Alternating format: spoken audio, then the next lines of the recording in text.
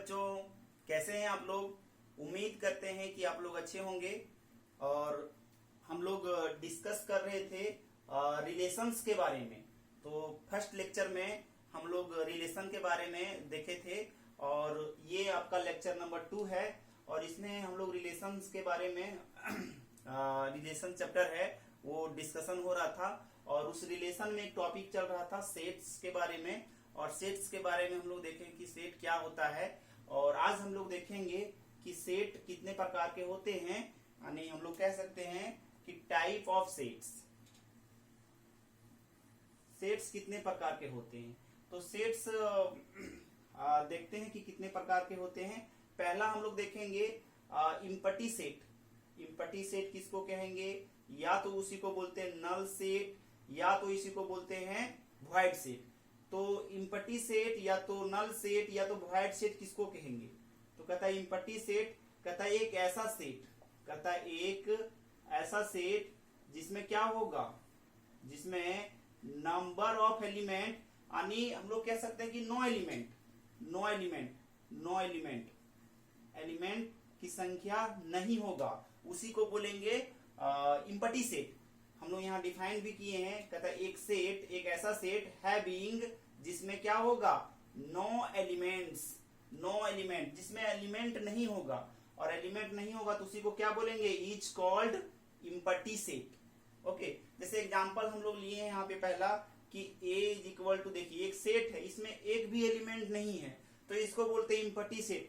या तो इसी को हम लोग बोल सकते हैं फाई, तो इम्पटी सेट को फाई से भी डिनोट करते हैं। ओके, तो दूसरा एग्जांपल क्या है, दूसरा एग्जांपल है कलेक्शन। कलेक्शन मतलब जमा करना है, किसको जमा करना है, कहता है पर्सन को, व्यक्ति को जमा करना है। हुज, जिसका एज क्या होगा, इज ग्रेटर देन 500, कहता है कि वैसे व्यक्ति का कलेक्शन कीजिए जो 500 से अधिक एज है, उसका 500 साल से मतलब ज्यादा एज है। तो व्यक्ति यहाँ तो 100 साल तक बच ही नहीं पाता है, तो 500 साल तक कोई व्यक्ति कैसे बचेगा। तो यहाँ पर वैसा कोई व्यक्ति नहीं आएगा जिसका एज 500 साल से ज्यादा है। ओके, तो यहाँ पे हम लोग कह सकते हैं कि एक ऐसा सेट जिसमें एक भी व्यक्ति नहीं आएगा, तो उस सेट को बोलते हैं इम्पटी सेट। ओके, तो इम्पटी सेट के बारे में हम लोग जान गए। इम्पटी सेट का मतलब एक ऐसा सेट जिसमें नंबर ऑफ एलिमेंट नहीं होगा, यानी नो एलिमेंट होगा, नंबर ऑफ एलिमेंट नहीं होंगे। ओके, तो उसी को बोलेंगे इम्पटी सेट। तो इम्पटी सेट के बारे में हम लोग सीख चुके हैं। ओके, जिसमें नो एलिमेंट, एक वैसा सेट जिसमें एक भी एलिमेंट ना हो, उसी को बोलते हैं इम्पटी सेट। दूसरा देखेंगे सिंगलटन सेट बोलते हैं इसको। सिंगलटन सेट किसको कहते हैं, तो सिंगलटन सेट में क्या होता है, कहता है कि एक ऐसा सेट जिसमें क्या होगा, कहता है जिसमें केवल और केवल वन एलिमेंट होगा। कहता है केवल और केवल एक ही एलिमेंट होगा, उसको बोलेंगे सिंगलटन सेट। ठीक है, इसका डिफिनेशन है कि एक सेट हैविंग रखता है, क्या रखता है, ओनली वन एलिमेंट।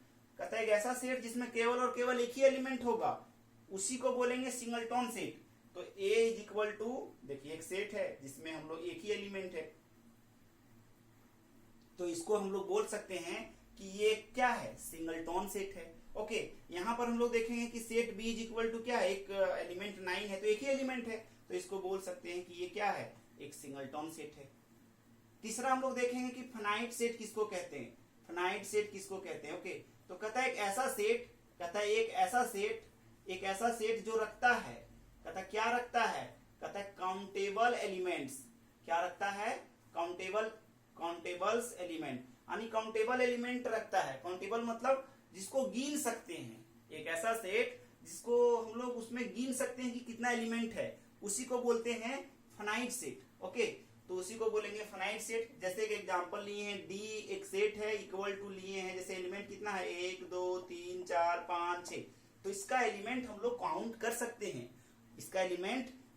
सकते हैं, यानी एक ऐसा सेट जिस सेट का एलिमेंट हम काउंट कर सकते हैं, तो उसी को बोलते हैं फाइनाइट सेट। यानी एक ऐसा सेट हैविंग जो रखता है, काउंटेबल एलिमेंट रखता है, जो काउंटेबल मतलब काउंटिंग कर सकते हैं। ओके, तो उसी को बोलेंगे फाइनाइट सेट। दूसरा आपका चौथा नंबर में है ये इनफाइनाइट सेट किसको कहेंगे, इनफाइनाइट सेट। तो इन्फिनाइट सेट का डिफिनेशन क्या है, कहता है एक सेट, कहता है एक ऐसा सेट हैविंग जो रखता है, क्या रखता है, कहता है अनकाउंटेबल एलिमेंट रखता है। अनकाउंटेबल, अनकाउंटेबल का मतलब जिसको हम लोग गिन नहीं सकते, जिसको गिन हम लोग नहीं सकते उसी को बोलते हैं अनकाउंटेबल एलिमेंट। ओके, जैसे एग्जांपल में लिए हैं n is equal to 1 2 3 dot dot, यानी ये क्या है, नेचुरल नंबर का सेट है, और नेचुरल नंबर का सेट को हम लोग क्या बोलेंगे, इनफिनाइट सेट बोलेंगे। ओके, तो ये क्या है, इनफिनाइट सेट है जिसका हम लोग काउंटिंग नहीं कर सकते, ये कहां तक जाएगा वो हम नहीं बता सकते हैं। ओके, और उसी तरह से इंटीजर का एक सेट लिए हैं, इंटीजर 0 1 2 3 से लेकर ये प्लस इंफिनिटी तक जा रहा है। अब 0 का नेगेटिव 0 ही होता है, फिर 1 का नेगेटिव -1, 2 का नेगेटिव -2, 3 का नेगेटिव -3। तो ये क्या है, एक प्रकार का इनफिनाइट, मतलब हम लोग बोल सकते हैं इंटीजर है। तो इंटीजर का जो सेट होता है वो इनफिनाइट सेट होता है। ओके, अब हम लोग देखेंगे ये 5वां नंबर में इक्वल सेट किसको कहते हैं। इक्वल सेट कहता है सेट हैविंग, कहता है सेट हैविंग सेम एलिमेंट, कहता है सेट्स होंगे, सेट्स मतलब दो सेट्स होंगे और वो क्या होगा, वो क्या रखेंगे, कहते हैं रखेंगे सेम एलिमेंट, रखेंगे सेम एलिमेंट, दोनों सेट में सेम एलिमेंट होगा, उसी को बोलेंगे इक्वल सेट। दोनों सेट होगा उसमें सेम एलिमेंट होगा। जैसे सेट ए है तो सेट ए में कितना एलिमेंट है, देखिए सेट ए में 1 2 3 4 एलिमेंट है, तो 4 एलिमेंट कौन कौन सा है, 1 2 3 4। एंड बी में भी कितना एलिमेंट है, 1 2 3 4, लेकिन क्या सेम है ये दोनों एलिमेंट, हाँ 1 यहाँ है तो 1 यहाँ है, 2 यहाँ है तो 2 यहाँ है, 3 यहाँ है तो 3 यहाँ है, 4 यहाँ है तो यहाँ 4 है, यानी दोनों में क्या है, एलिमेंट सेम है। और जब भी एलिमेंट दोनों सेट में सेम होगा तो उसको बोलते हैं इक्वल सेट, तो बोल सकते हैं set A is equal to set B. Okay, अब हम लोग देखेंगे इक्विवेलेंट सेट किसको कहते हैं। इक्विवेलेंट सेट किसको कहते हैं, कहता है सेट्स, सेट्स मतलब दो सेट्स होंगे तो उसमें क्या होगा, वो रखेगा, क्या रखेगा, इक्वल नंबर ऑफ एलिमेंट, यानी नंबर ऑफ एलिमेंट इक्वल होंगे, नंबर ऑफ एलिमेंट इक्वल होंगे, एलिमेंट इक्वल नहीं होंगे, नंबर ऑफ एलिमेंट इक्वल होंगे। जैसे एग्जांपल में हम लोग देखेंगे कि सेट ए है और इसमें ए बी सी डी एक एलिमेंट इसका है। सेट बी में क्या है कि 1 2 3 4, इसमें भी क्या है, एलिमेंट है ये। तो हम लोग देखेंगे कि इसमें नंबर ऑफ एलिमेंट, इसको बोलते हैं number of element of set A, कहता है number of element of set A is equal to number of element of set B. इसका मतलब इसमें कितना एलिमेंट है, 1 2 3 4, तो इसमें भी कितना एलिमेंट है, 1 2 3 4 एलिमेंट है, यानी नंबर ऑफ एलिमेंट बराबर होंगे, यानी जितना एलिमेंट इसमें होगा उतना एलिमेंट उसमें होगा। तो उस कंडीशन में हम लोग क्या बोलेंगे, वो इक्विवेलेंट सेट है। क्या है, इक्विवेलेंट सेट है। इसीलिए हम लोग कह सकते हैं कि set A and set B are equivalent set. Equivalent set का मतलब यही है कि उसमें नंबर ऑफ एलिमेंट सेम होंगे, ठीक है, और अगर एलिमेंट सेम हो जाए तो इक्वल सेट बोलते हैं। ओके, अब हम लोग 7 नंबर में देखेंगे यूनिवर्सल सेट किसको कहते हैं।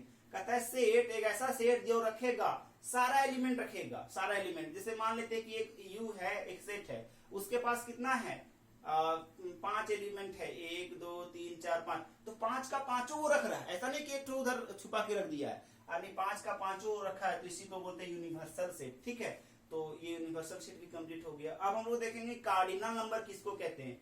कार्डिनल नंबर किसको कहते हैं, तो कार्डिनल नंबर का क्या है डिफिनेशन, कहता है number of elements in A set, कहता है एक सेट में जितना नंबर ऑफ एलिमेंट होता है उसी को बोलते हैं कार्डिनल नंबर। जैसे हम लोग एग्जांपल में देख रहे हैं कि a is equal to set दिया हुआ है 3 4 7, तो number of element in set A, set A में नंबर ऑफ एलिमेंट कितना है, 3, तो 3 है, तो इसको बोल सकते हैं number of element in set A, यानी number of element in set A को na बोल सकते हैं। ठीक है, तो उसका उसमें कितना होगा, 3 होगा, यानी 3 कितना नंबर इसमें है, 1 2 3 नंबर है, यानी नंबर ऑफ एलिमेंट इसमें 3 है, तो इसी को बोलते हैं na, और इसी को भी बोलते हैं cardinal number of set A.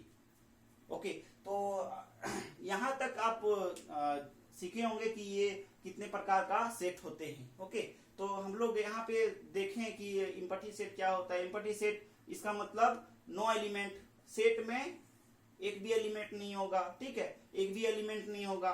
Singleton set, singleton set मतलब ओनली और केवल एक ही एलिमेंट होगा, सिंगलटन सेट कहेंगे। फाइनाइट सेट मतलब काउंटेबल एलिमेंट, जिसको गिन सकते हैं। ओके, इनफाइनाइट सेट जिसको काउंट नहीं कर सकते, uncountable elements. Okay, equal set का मतलब दोनों सेट में क्या होगा, सेम एलिमेंट होगा। इक्विवेलेंट सेट का मतलब क्या होता है कि नंबर ऑफ एलिमेंट इक्वल होंगे, नंबर ऑफ एलिमेंट क्या होंगे, इक्वल होंगे। ओके, और उसके बाद यूनिवर्सल सेट में हम लोग देखें कि सारा एलिमेंट को लिखते हैं। कार्डिनल नंबर में सेट में एलिमेंट होता है, उसी को गिन के हम लोग बताते हैं, उसी को बोलते हैं कार्डिनल नंबर। तो यहाँ तक आप लोग को समझ में आया होगा। और ये सेट का ही मतलब है, 11th क्लास जो सेट है उसी का ये टॉपिक है। लेकिन यहाँ पे कहानी ये है कि इसके बिना रिलेशन फंक्शन अधूरा है। ओके, तो इसको समझना बहुत जरूरी है। इनमें से ऐसा होगा कि आप लोग पढ़े भी होंगे, लेकिन ऐसा बच्चा होगा जो नहीं पढ़ा होगा, तो उसके लिए ये सब है। और प्लस में जो पढ़े हैं उसके लिए क्या होगा, एक रिवीजन होगा, ताकि सारा बच्चा कंप्लीट कर सके। ओके, तो आप इसको नोट कीजिए।